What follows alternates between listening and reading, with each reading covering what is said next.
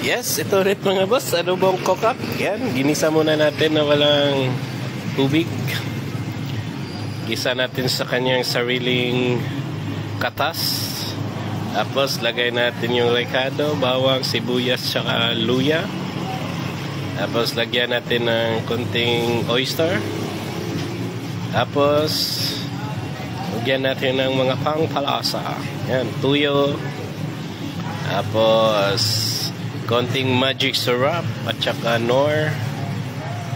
Yes, yan yung mga pangkalasa natin mga boss. Tapos sabayan na rin natin ng paminta para may konting ang or chili oil. So ayan, igisa lang natin to mga boss hanggang sa mawala yung ano niya, yung katas. Ayan, okray natin, tapos takpan.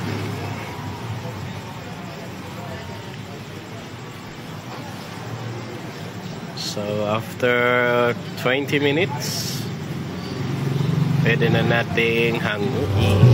So ayan, luto na mga boss. Kain na tayo mga kakot. Thank you. Ito na yung prito mga boss.